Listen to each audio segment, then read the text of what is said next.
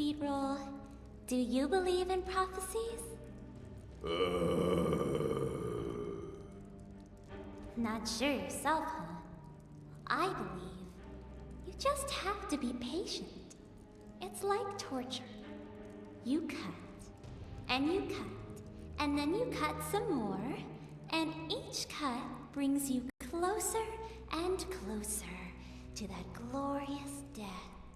But the first cut is just as important as the last. That's what fantasy spells are, Sweetroll. The very first cut.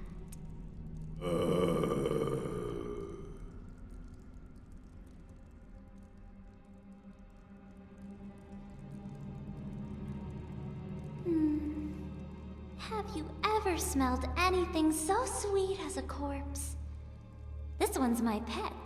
I call him Sweetroll. Say hello to the nice adventurer, Sweetroll. Well, he's not much for words.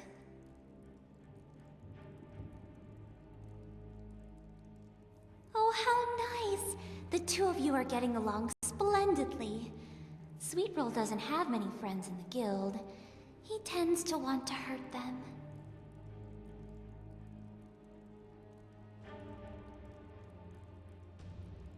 An orc is an orc, iron and coarse, and never is he wont to be gay.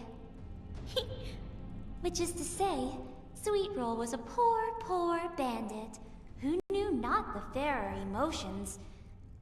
So to show him, I conjured a nightshade seed and placed it in the belly of his heart. As the flower bloomed, it trickled tiny drops of poison into his blood. Trickle, trickle, trickle. And every day his knees grew weak, his stomach fluttered, and his head felt faint, and he knew how it felt to love. And what better gift for a surly orc? Well, the gift of death, of course, but I gave him both.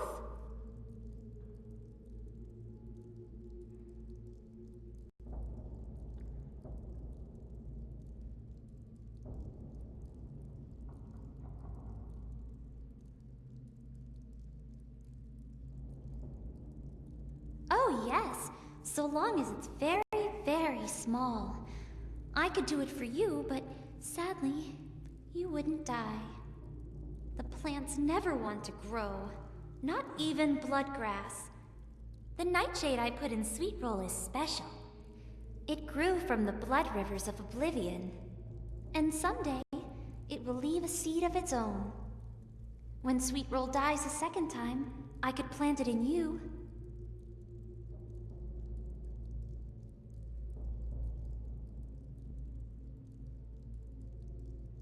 They say for nightshade to grow, it must be watered with blood, so I could think of no better place for it.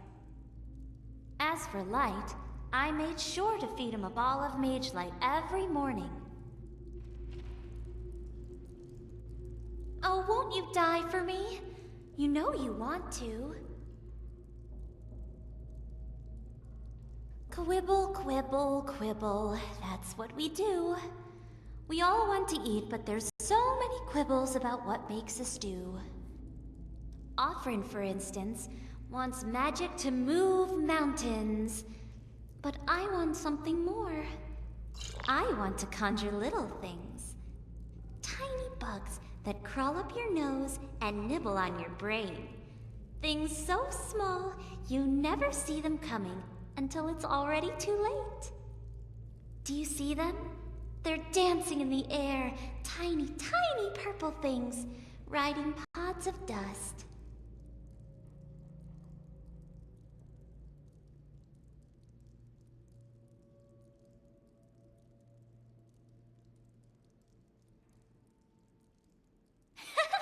Squint all you like, Dragonborn, but if you can't see them now, you'll have to wait until death. But be patient. You'll get there soon enough. Then you can be my new doll. My thoughts are that Nelos was born 500 years too early. I don't think Vanis's spells are strong enough to cause the kind of chaos Nelos wants. It's a shame, really. He's so intent on making it.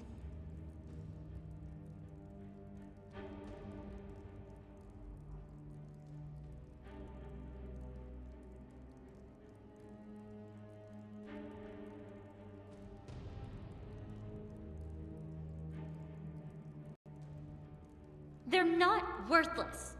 It doesn't matter if Vanis's spells are strong. It only matters if they're better. For instance, Sweet Roll made me angry the other day, so I took one of his toes. He stumbled about, but he found his balance. I imagine he'll make me angry again, and then I'll take another, and another, and eventually he'll have to crawl on the floor. Vanis's spells don't have to take a leg. Sometimes you have to start small, one toe at a time.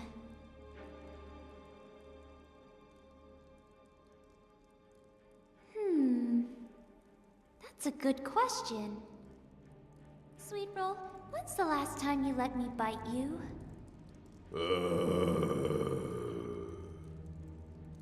He's not sure. I take very good care of you, don't I, Sweet Roll?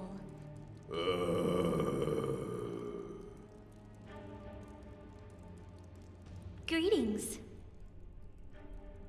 Nothing useful, yet. I'm still learning the craft. I could just read a tome, but everyone Vinius has is much too large. I tried to rework them best I can, with mixed results. Well, maybe not so mixed. I tried to conjure a scamp and out came an Atronach. I tried to conjure diseased rats, and out came 2 Atronachs. I tried to conjure a puppy, and out came a Dremora Lord.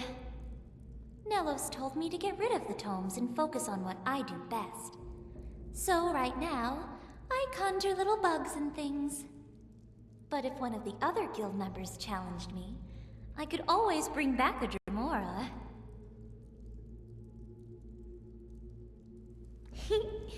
Death take us all.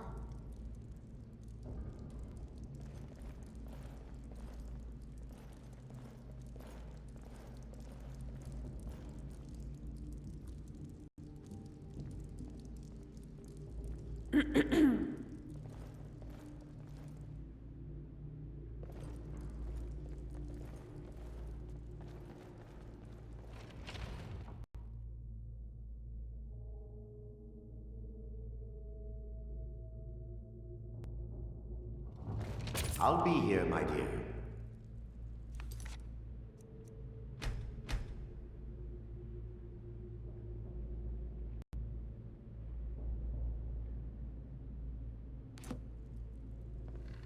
Yeah?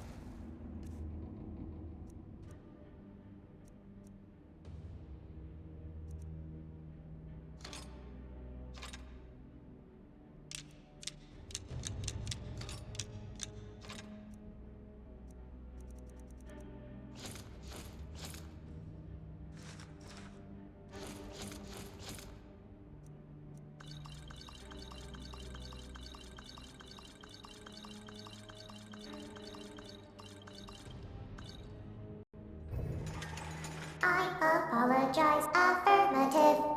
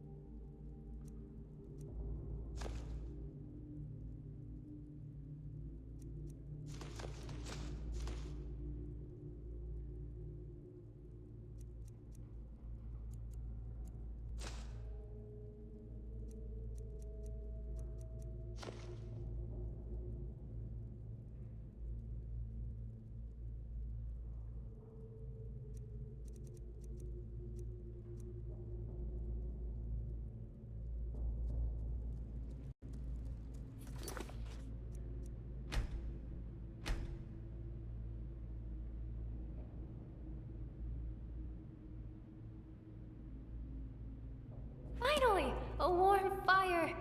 Ah, this is absolutely blissful. And no, before you say dragonfire is the same thing, it's not.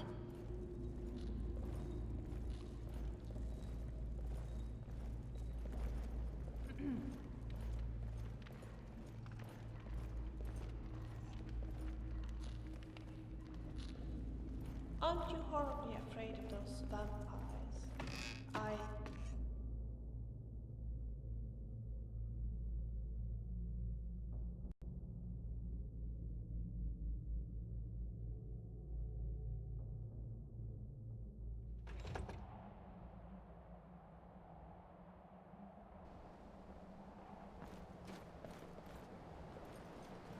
So, I trust your meeting with Nelos went well. How many times did he mention me? 7? 8?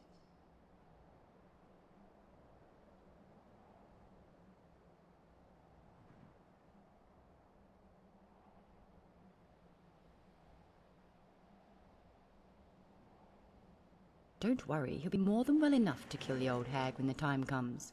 I trust you'll be delivering her to us.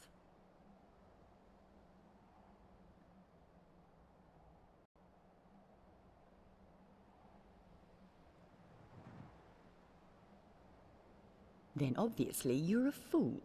Luckily Winterhold is on the other side of Skyrim, so you have a week's journey to reconsider your foolishness.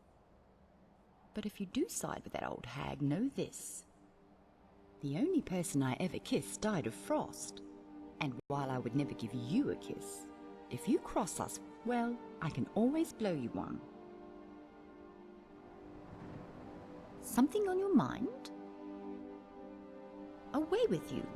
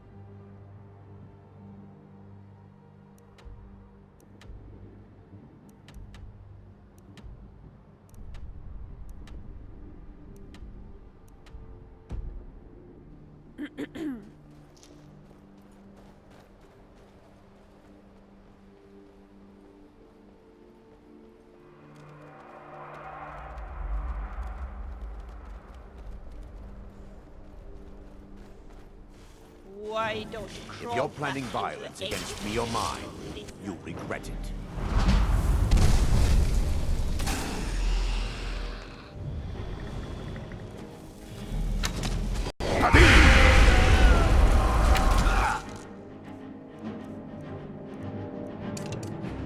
You're pushing your luck.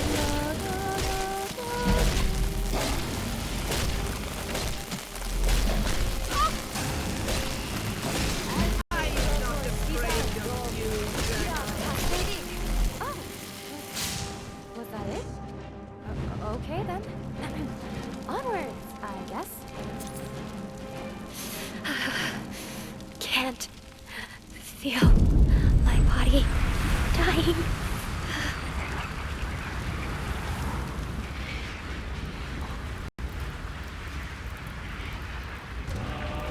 You did it again! And I thought killing dragons was difficult.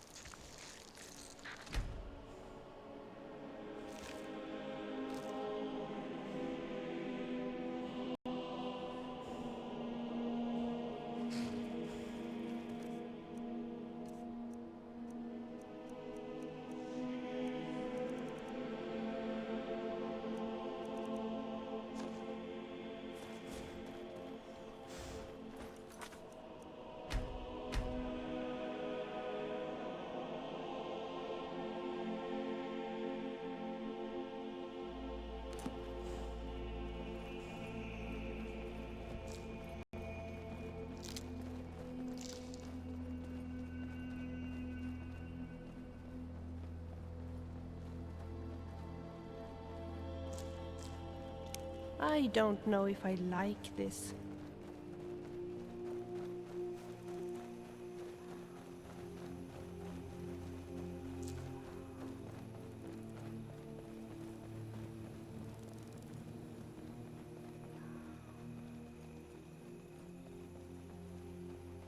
Poop! I thought I heard footsteps. Someone's gonna get hurt.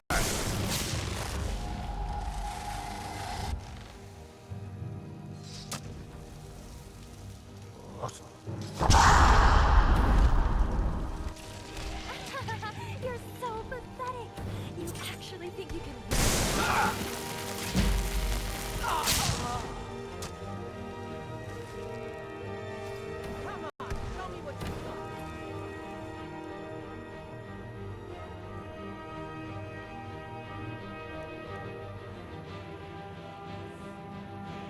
Don't you even try that.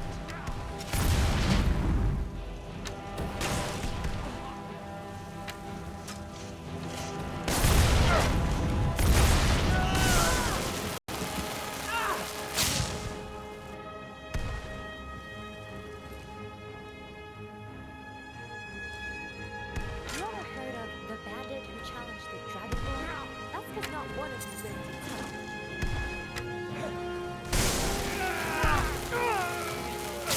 You don't fool me. You think so?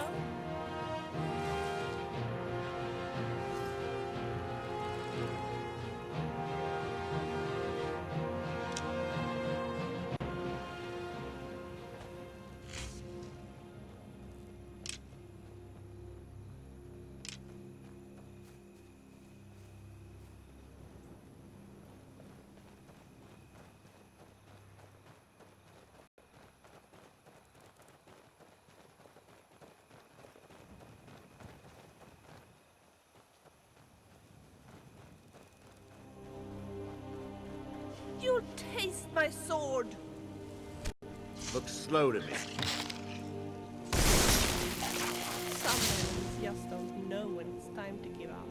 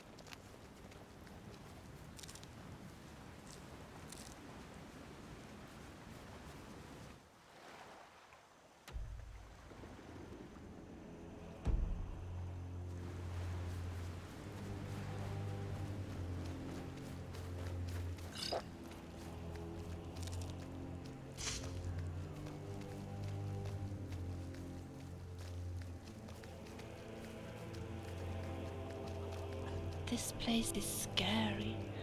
Are you sure we will manage?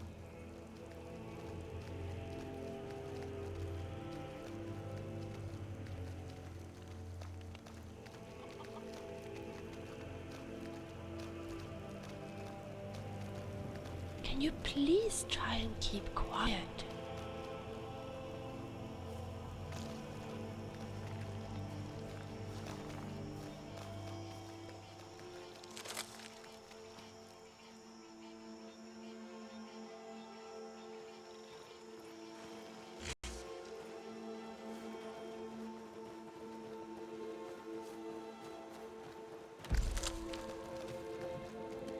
I forgot what I was about to say.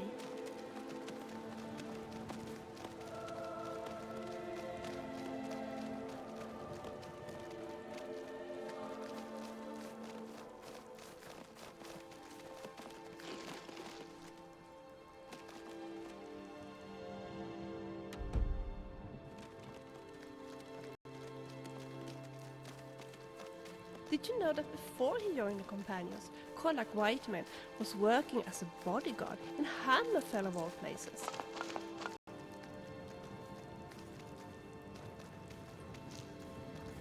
Strange. Walk always in the light, or we will drag you to it.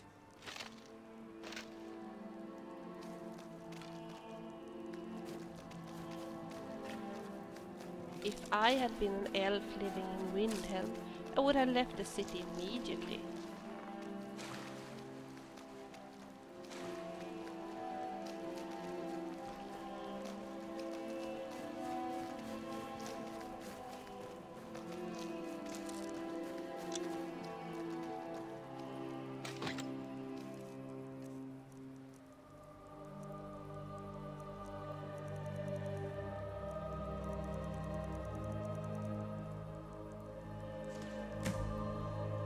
you.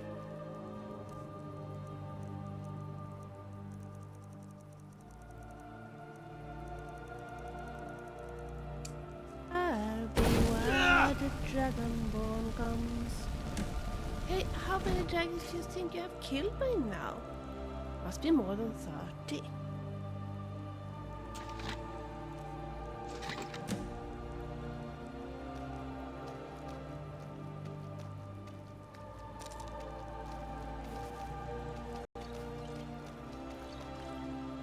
Tidings, honoured guest. My name is Beatrice. The raffish companion you see beside me goes by the name of Urzub. The timing of your visit is rather impeccable. Urzub has just secured a fresh skeever which we hope to prepare at the top of the hour. We welcome you to join us in the consumption of this delectable feast.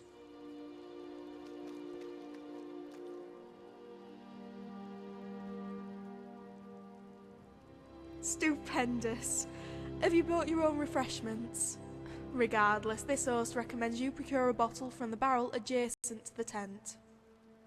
Our most treasured guests cannot intake a freshly prepared skeever without the plenary imbibing of a cold beverage.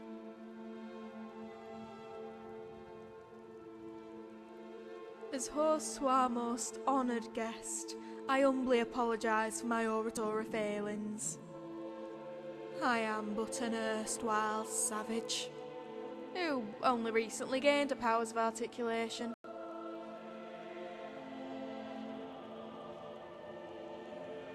Why, dear guest, You think this rain will it be was enough not more to than wash out 20 that stain paces from where earlier? you stand. I guess blood If this doesn't wash answer that perplexes easily. you, allow me to recount the events that transpired. I had recently absconded from Drudat Redart with 2 bottles of refreshment on my person when I arrived at the bank of the river. Viewing the campfire in proximity of the dwarven ruin, I attempted to cross the feral current, warily dipping my toes into its mouth. The water was as cold as it was irritable, so I decided to abandon this pursuit, given that I am not well versed in the swimming craft. Yet, no sooner did I turn around that a great big dragon swept overhead, the force of which catapulted me into the water. I fought the current, kicking and gulping, and in my tantrum I managed to wedge my leg between 2 rocks. It was rather embarrassing, but I took some consolation in the fact that I was not the first to drown in such an inglorious manner. No, for laying in the rock beside me was a skeletal fellow, more bones than skin and more clothes than bone. He seemed to have died from a fracture to the skull, and his lifeless body was nestled comfortably beside me. Meanwhile, Urzub, having witnessed my folly, rushed to the river to rescue me, but I could only stare at the corpse in the river. Then I noticed his right hand seemed to glimmer like a bauble, which makes sense as he was clutching one. I reached for the bauble just as Urzub reached for me. He forced me out of the river like a bear swatting a salmon. When I first spoke to Urzub, I didn't recognise the words, for there were none that I'd ever acquainted myself with before. The bauble, you see, was not a bauble, but an amulet of articulation.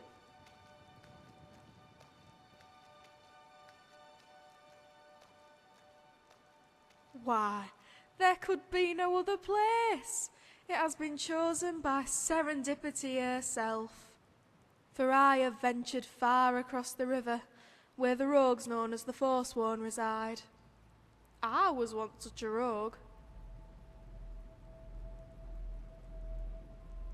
A disagreement over refreshments led to my departure.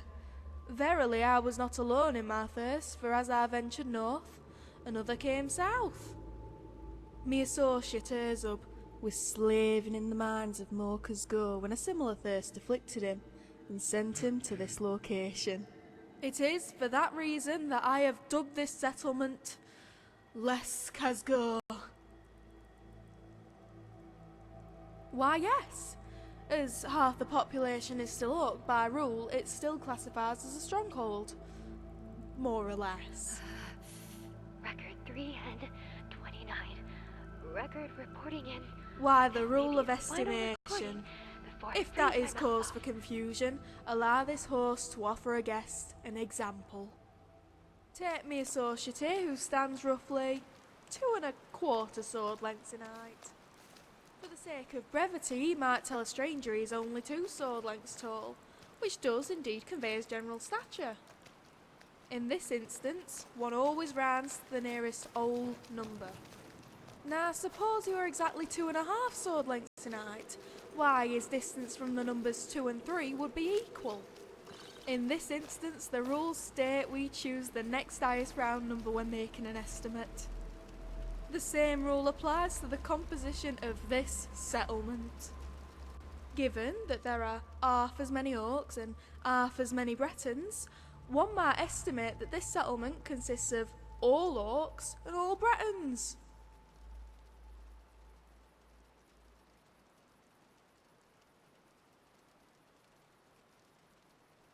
True.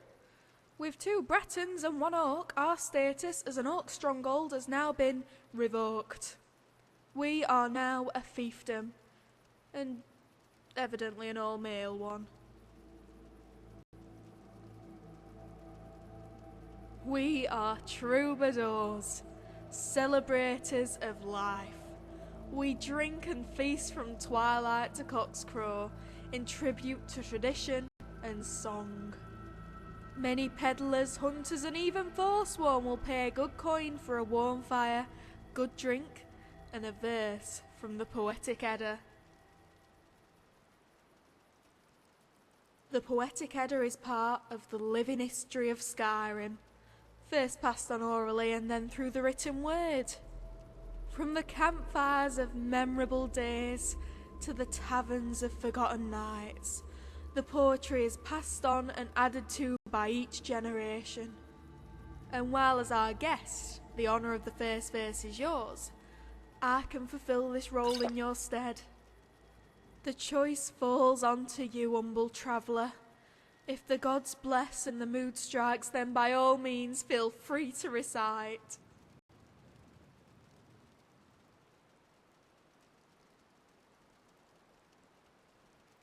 Oh, that was rather brilliant.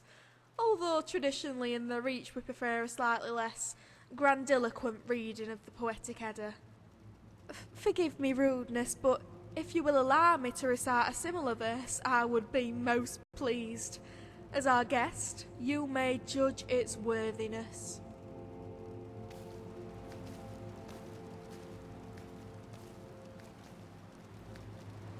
Good thing the recorder and all the files are waterproof.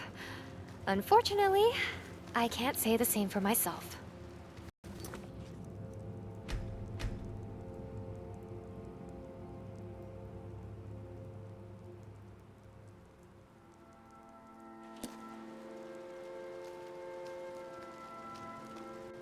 Like B said, we're having rats for dinner. You in or out?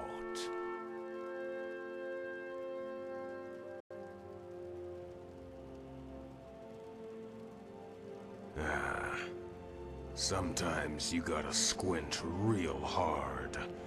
Other times they camouflage themselves by turning the color of a bush. Them skeevers can be real sneaky. Sometimes it'll take 2 or maybe 3 bottles before you spot one. But they're there. What's with that look? You think I'm mad or something? To the void with you, then.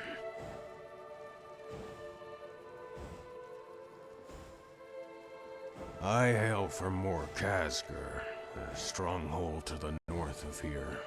Used to work the mines with gold and gamors. Good people, bad miners. I brought Shuftar's twice as much ore as the 2 of them put together. But the stronghold only values strength with a sword, and not a pickaxe. So, instead of passing my ore off to Shuftar's and Oler, I stashed half of it away in one of the barrels outside the mine.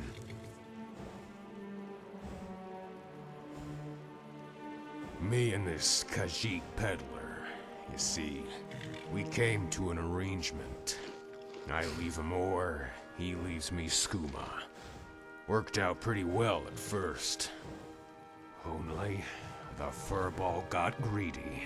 He wanted me to smelt the ore into ingots. Said it was easier to move. Except it takes 2 pieces of ore to make an ingot.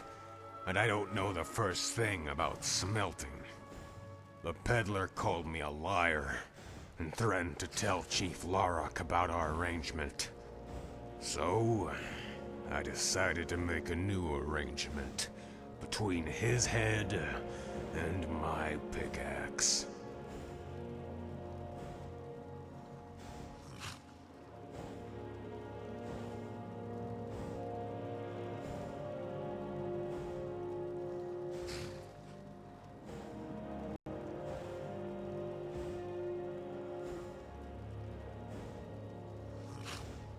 And I suppose you can just walk into town and set up a skooma stall, huh? Was I paying under market value? Maybe. But considering how much I drank, the pelt sniffer was lucky to have me as a customer. That is, until he decided to be ungrateful about it. Turns out fighting isn't so hard when your opponent isn't Bagrak or Borgak. I just imagined the cat's head was a big furry ore vein, and I needed to crack it open to get at all the shiny rubies inside.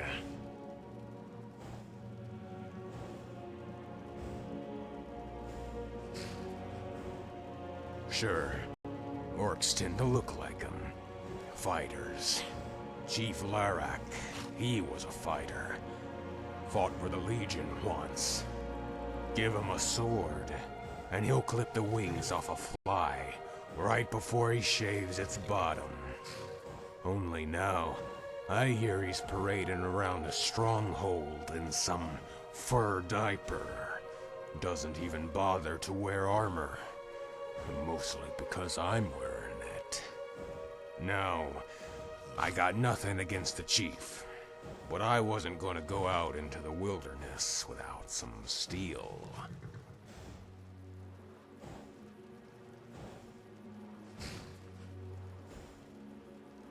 That's right. Day and night my body was shaking. And I didn't know if it was from the cold or the withdrawal. Couldn't start a fire to find out. So what I did was, I went up on that hill and waited for one of them pyromancers. Figured if I got him to chase me, maybe one of his stray firebolts might strike the logs. At least, it sounded like a good idea at the time. Nearly burned down the whole camp before I got my steel in them. Trying to salvage my things, I turned my helm into a bucket and went for the river. That's when I caught sight of a dainty Breton girl with 2 bottles of purple nectar sticking out of her pockets. Now, my eyesight isn't that great, but I can spot a bottle of skooma from 40 leagues away. I nearly tore my own sausage off when the girl got spooked by her own shadow and fell in the river. You'd think she saw a dragon or something. So, I dove in after her. I said to Oblivion with the camp, 2 bottles of moon drink were on the line. That's how I met B.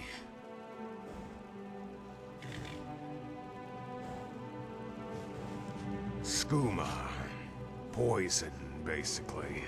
Although that doesn't make it much different from the kind they serve at the inn. Not that they should serve it. Skooma's got a little more bite than mead or ale. But Malakath, it'll take a chunk of your mind and your coin purse if you aren't careful. But for some folks, it doesn't do either. Just look at me.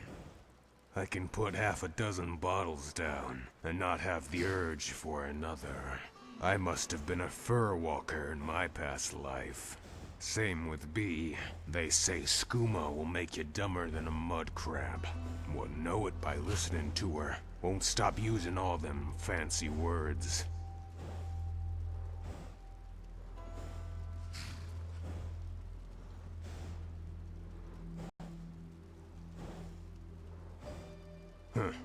Then by all means, stay. She thinks we're all some band of troubadours, singing songs and acting plays and reciting poetry. There aren't enough skooma bottles in all of Mundus to make that sound interesting. And half of them are in that barrel.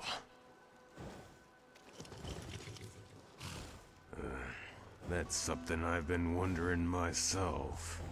Seeing as we only started with but 2 bottles. Except now, we got enough to fill a brewery. And I have no idea where it all came from. I asked B, and she says it was a gift from the dwarves. So, seeing as we're sitting on top of this ruin, I thought it might have something to do with that dwarven box over there. But the other day I put a bottle and a few pieces of gold in there, just to see what would happen. And nothing. My guess is she has a separate stash lying around here, but hasn't told me where. She probably thinks I'd kill her if I knew the location. Smart girl.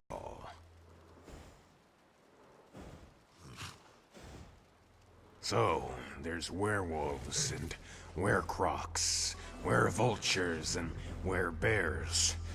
Makes me think, what about werecats? Well, you know how them rug sniffers love the twin moons? There's a reason for that.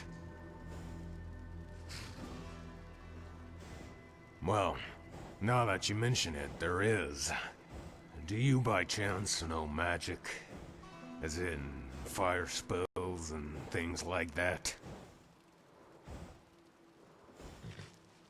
Well, here's the thing. Whenever I got off the skooma, either 'cause there weren't none or my supplier never showed up, I'd get real tense. I'd be in the mine, and my teeth would start chattering louder than the pickaxes. Then there was the sweat, like taking a bath inside your clothes.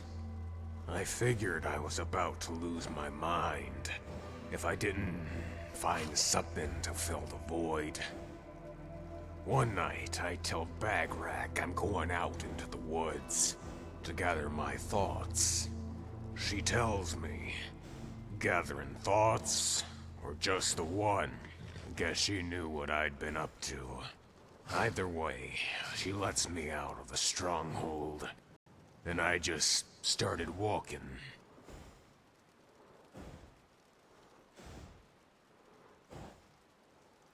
Good question. Maybe she didn't care. Or maybe she didn't know after all. Never asked her what she meant by the one. Even I'm not that stupid.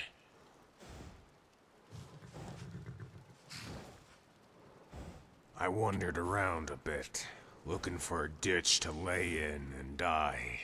Made it halfway to Solitude when my knees buckled, and I collapsed on my bottom.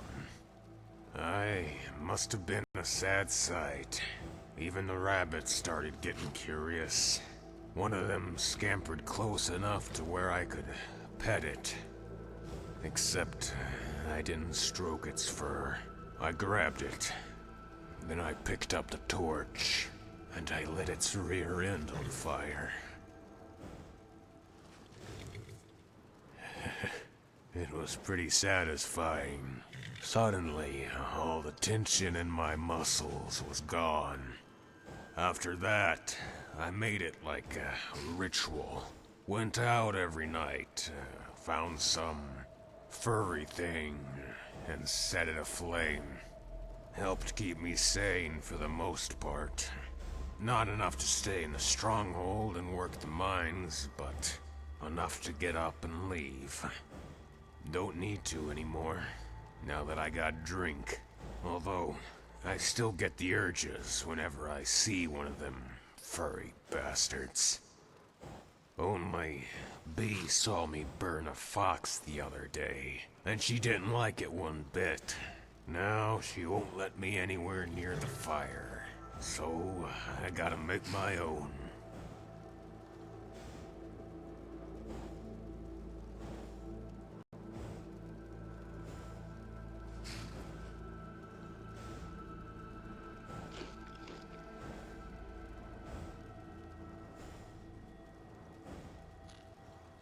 It isn't as easy as rubbing two sticks together. Believe me, I've tried. And in the end, all I had to show for it were two worn-out sticks. The orcs at the stronghold use flint and steel. Can't seem to get that to work either. Must be in the wrist or something. In any case, if you aren't gonna teach me something I can use, then you best forget we ever had this conversation. Bee told me something the other day, and now I can't get it out of my head. She said, "Ever notice how the word bed is shaped like one?" Is that true? I don't know how to read. Grilled chicken breast. I was just thinking, those are three of my favorite words, but put them together, and it isn't half as satisfying. Fine.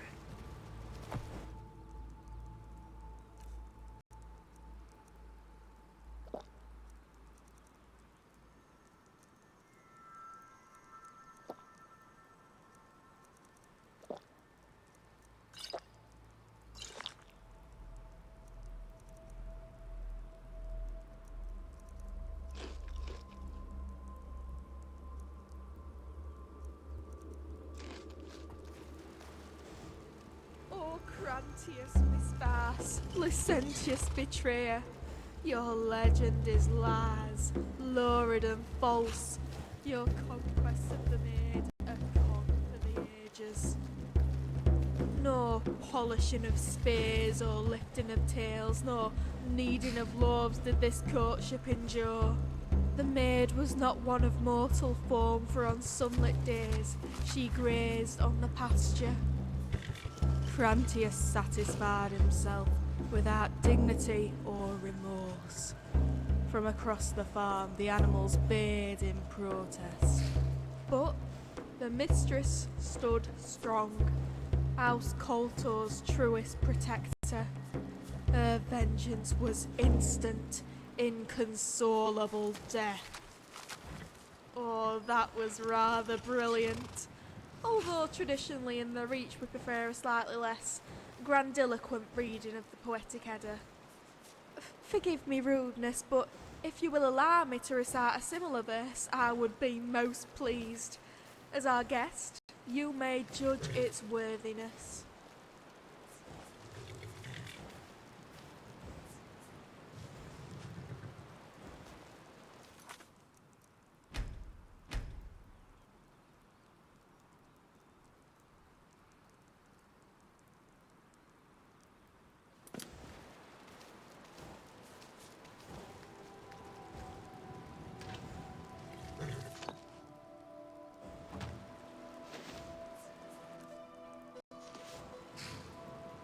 Crantius Mispas, licentious betrayer, your legend is lies, lurid and false. Your conquest of the maid, a con for the ages.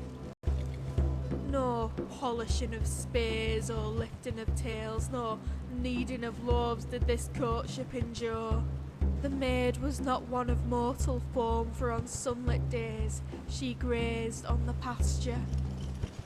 Crantius satisfied himself without dignity or remorse. From across the farm the animals bayed in protest. But the mistress stood strong, House Koltor's truest protector. Her vengeance was instant, inconsolable death. And so ends the story of Crantius the Liar, a deviant and a scoundrel who we commit to the fire.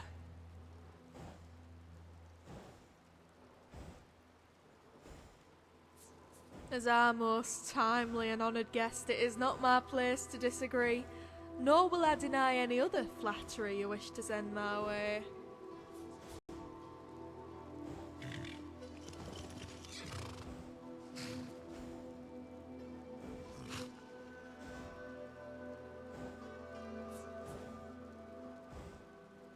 For our honoured guest, we have the cleanest refreshments this world has to offer, although I cannot speak for the next.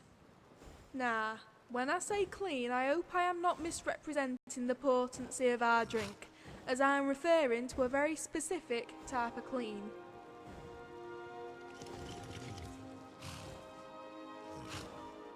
Well, the word clean can be defined in a variety of ways. There's clean like the Carth River, and clean like the smell of a brisk summer breeze.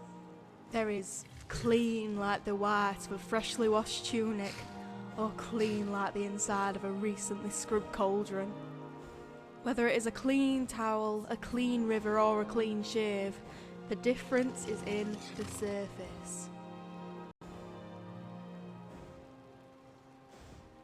Well, one might say clean refreshment and clean taste come when a drink washes smoothly over the surface of your tongue. The refreshments we have gathered, on the other hand, seek to clean the surface of the mind. It can be imbibed or inhaled, smoked or suckled, but the result is the same: crystal clarity.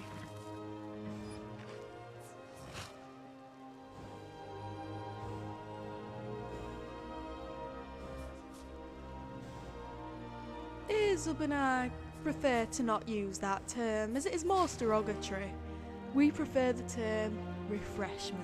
After all, there is nothing negative about drinking a potion that allows you to stare into the face of the divines. There, one can inquire about everything, from the meaning of life to the time of day. For the inquisitive man, this can lead to entirely new avenues of creativity to explore.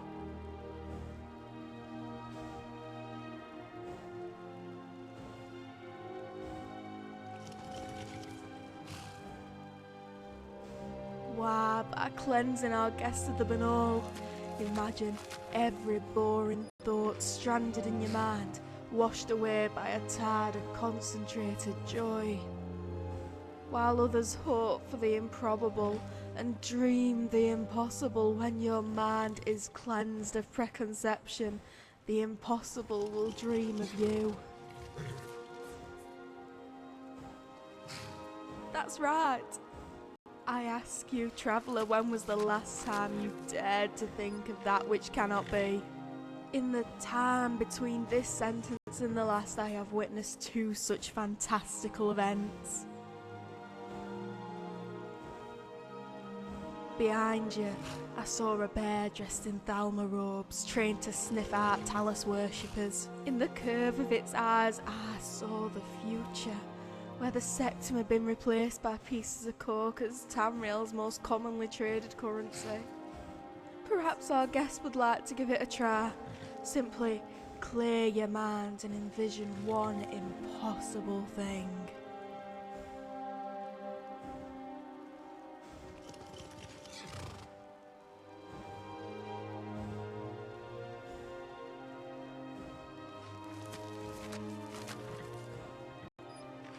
An admirable try, but this host recommends you imbibe some refreshments before proceeding any further.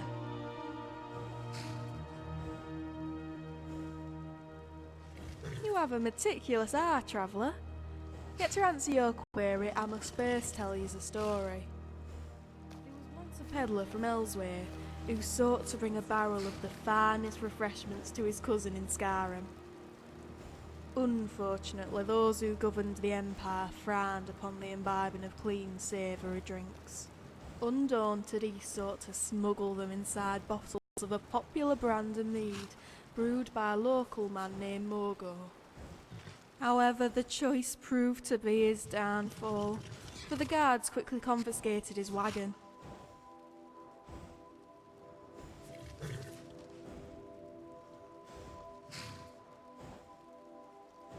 Not at all.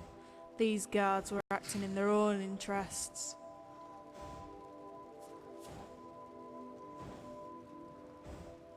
They drank it.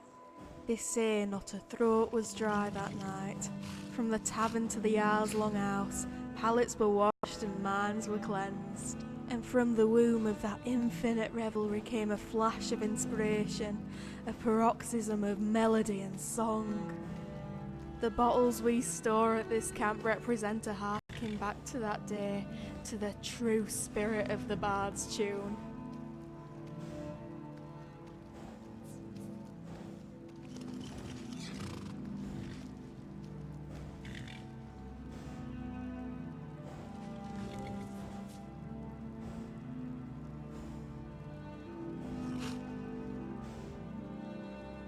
If they are true students of history, they would. Alas, these days people confuse the erudite with the recondite and the artful with the arcane. However, it seems you are the one with the unquenchable thirst for knowledge. That is why only you can restore Morgo's mead to its true glory. Apathy, a great quest, a reckoning with you at the centre.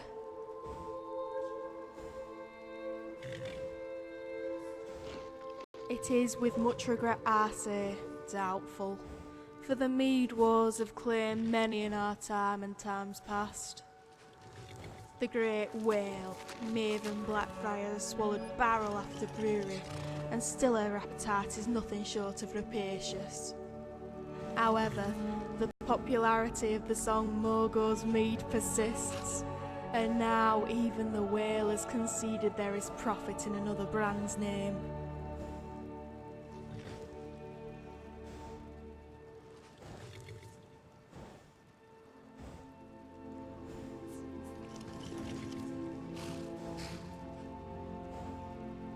Yes. In fact, word has travelled to our ears of a party to unveil the drink under the whale's banner. They plan to replicate the original recipe, but alas, not the recipe that inspired the song. This travesty of justice must be rectified immediately, and that is the quest I would have you endure.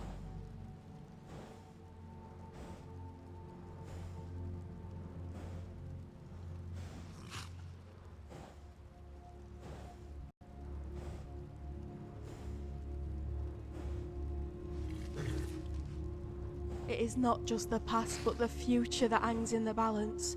We honour not only history, but we inspire the poets and bards of the age to come. That is why you must dive towards the depths of the Blackbriar Meadery and remove the barnacles that dull the mind. Take this case and replace the one in their cellar. Transform their dire drudgery into the drink of the divines.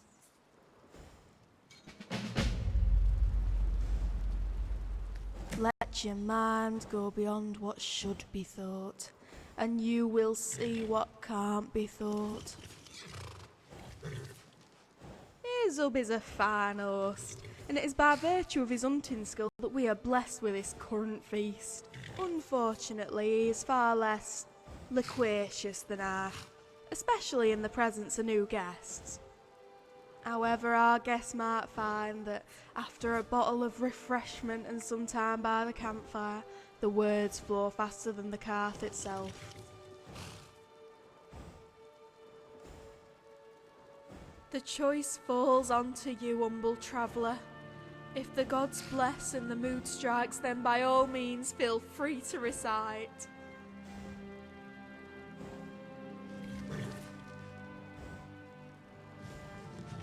Certainly. I hope my recital does this piece justice.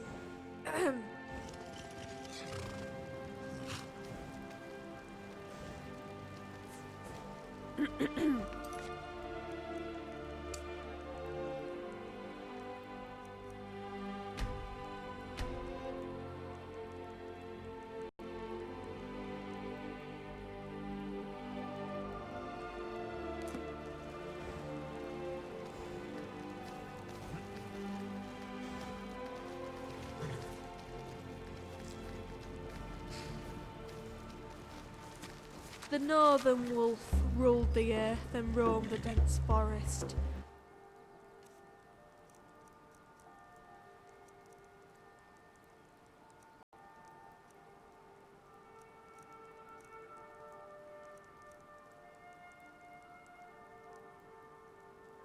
Tracking game and spilling blood, all for Hircine's glory.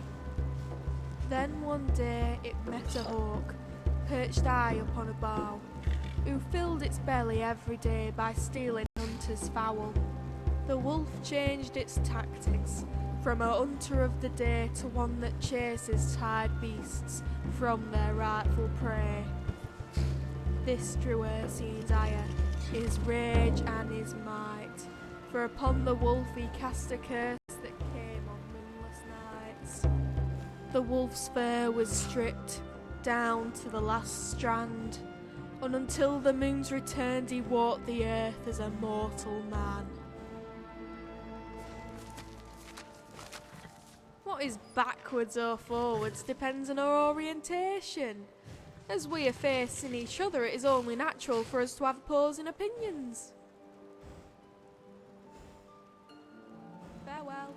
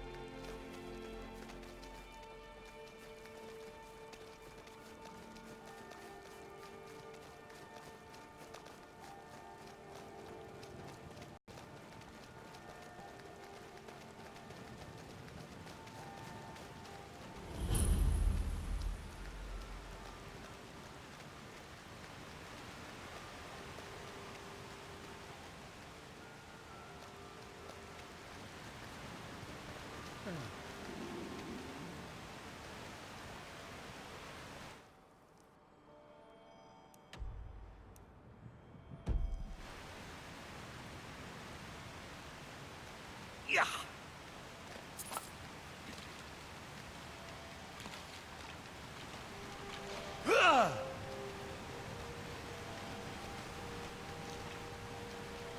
Yeah.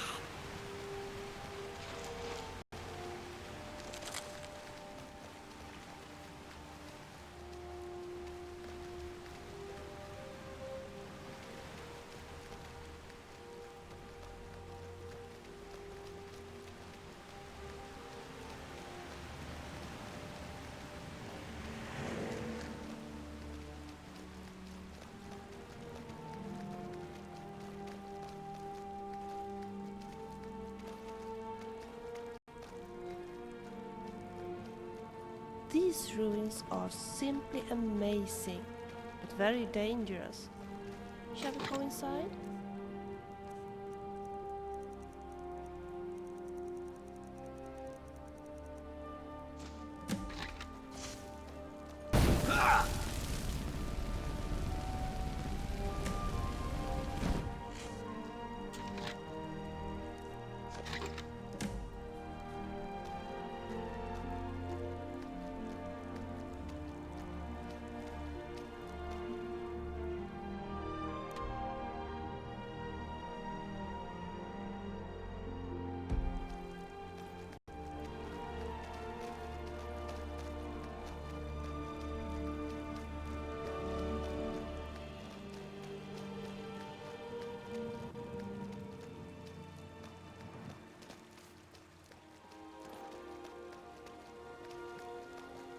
Dwemer ruins are very impressive, but very dangerous too.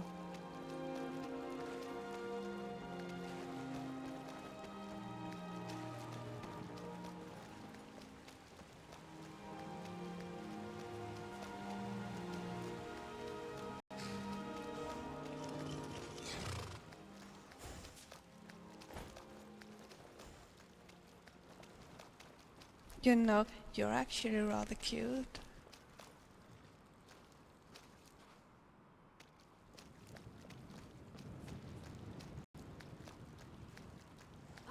Really? They just had to make mechanical spiders? Why not mechanical dogs or bunnies?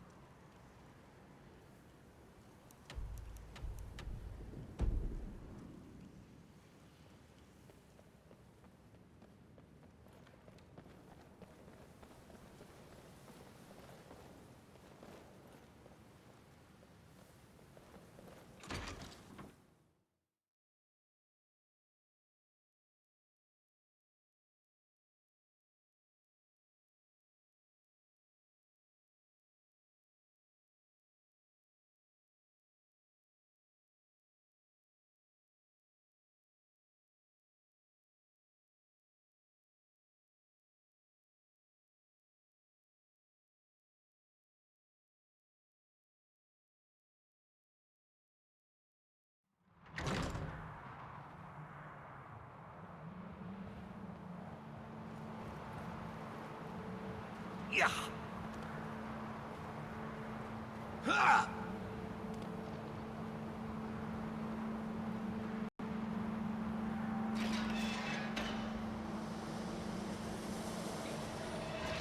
Was that my fault?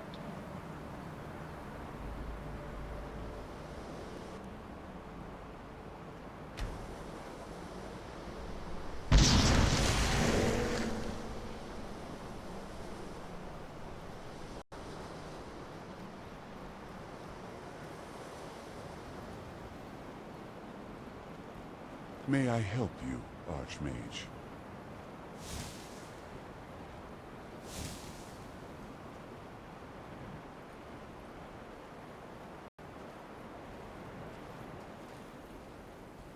This is nice, isn't it? You're back. What did you find?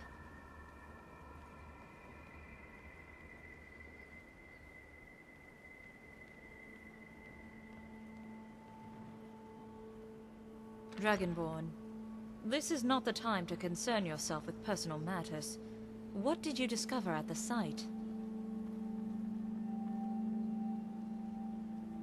Then I apologize for putting you in such danger. Yet you are here, safe and alive. No doubt as Nellos intended. However, his arrogance blinds him if he thinks you can be turned. What information did you glean from this visit?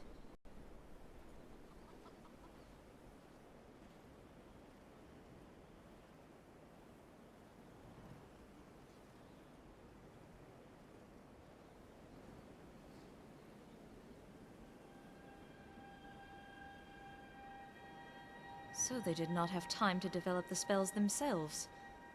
I feared our actions were too late, given Jado Ra was allowed to live. However, it seems I have underestimated the craftiness of my assistant. Nellos did not discover his identity until after we had thwarted his plans.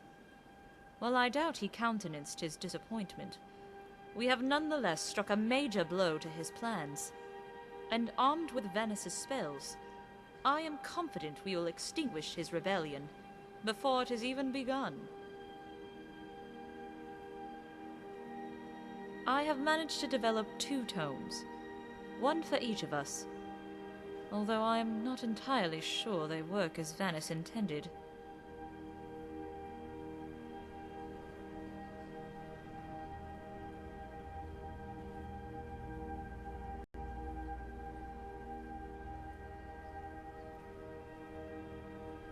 The hybrid spell combines paralysis with elements of fire.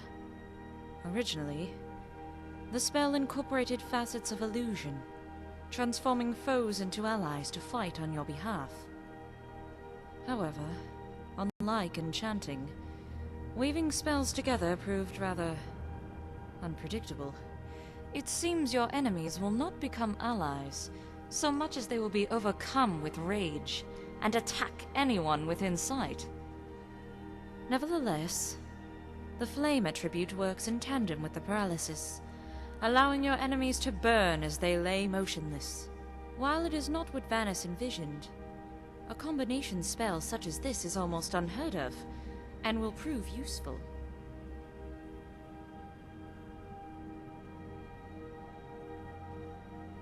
Yes, Vanice's notes were originally rather ambitious. It describes an army of dead bursting from the ground. It's a frightening proposition. However, after many failed attempts to harness the energy required for such a task, he chose a more efficient spell.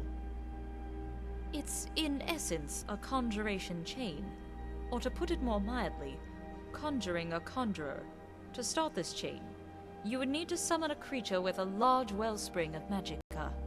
This creature would conjure servants, who would then conjure lesser beings, effectively creating an army without draining your own magicka reserve. That is what this spell tome is. The knowledge to summon a dragon priest.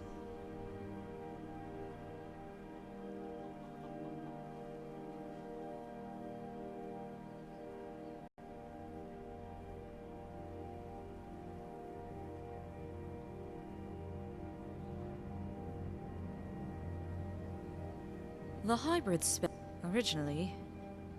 However, it seems your enemies will not become allies. Nevertheless, the flame attribute works in tandem with the paralysis. While it is not what Vanice envisioned, a combination spell such as this is almost unheard of, and will prove useful. A fine choice. What it lacks in awe, it more than makes up for in results. We cannot afford to waste this opportunity. we have a distinct advantage with Vanus' spells, but their numbers would overwhelm us. To put it simply, we need to increase our numbers. However, considering the number of incidents that have happened at this college, it would be irresponsible. Too many students have been lost due to negligence. I will not tolerate another. This means that I, too, must join this fight. Yet it will not be us alone. I have spoken with Nelica, and another experienced mage. Both have agreed to join us in our efforts.